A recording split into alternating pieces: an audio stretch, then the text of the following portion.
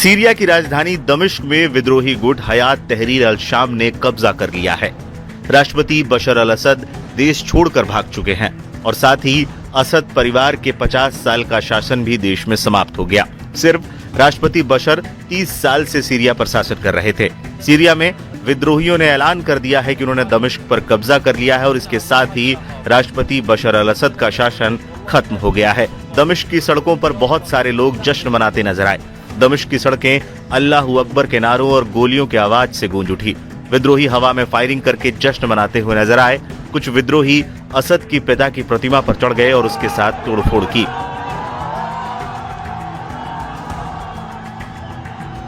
इस बीच एक video viral हुआ है जिसमें विद्रोही सीरिया के प्रधानमंत्री मोहम्मद जलाली को अपने साथ ले जाते नजर आए। वीडियो में देखा जा सकता है कि AK-47 पकड़े कई विद्रोही प्रधानमंत्री को उनके आवास से निकालकर अपने साथ ले जा रहे हैं। इस दौरान प्रधानमंत्री मोहम्मद जलाली किसी तरह का विरोध भी करते हुए नजर नहीं आते।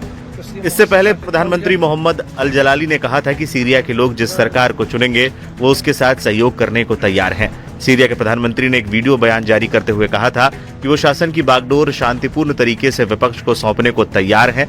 जलाली ने कहा था, मैं अपने आवास पर ही हूं और कहीं नहीं गया हूं और ये इसलिए है क्योंकि मुझे अपने देश से प्रेम है। उन्होंने कहा था कि वो सुबह काम करने के लिए अपने कार्यालय भी जाएंगे। उन्होंने सीरियाई नागरिकों से सार्वजनिक संपत्ति को नुकसान न पहुंचाने का भी आग्रह किया था। इस बीच ये भी खबर सामने आई कि बशर अल असद सीरिया छोड़कर भाग गया है। रॉयटर्स की एक रिपोर्ट के मुताबिक फ्लाइट रडार वेबसाइट के डाटा के मुताबिक सीरिया एयर के एक विमान ने दमिश्क हवाई अड्डे से लगभग उसी समय उड़ान भरी जब राजधानी पर विद्रोहियों की ओर से कब्जे की जानकारी मिली थी। विमान शुरू में सीरिया के तटीय क्षेत्र की ओर बढ़ रहा था जो असद का गढ़ है, लेकिन फिर अचानक यू टर्न लिया और नक्शे से गायब हो गया। विमान में कौन सवार था इसकी पुष्टि नहीं की जा सकती है।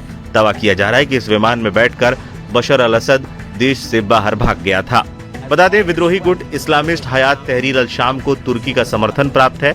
इसने 2 दिन पहले ही सबसे पहले एलेप्पो पर कब्जा किया था। इसके बाद एक-एक कर शहरों को फतह करते हुए दमिश्क तक पहुंच गए।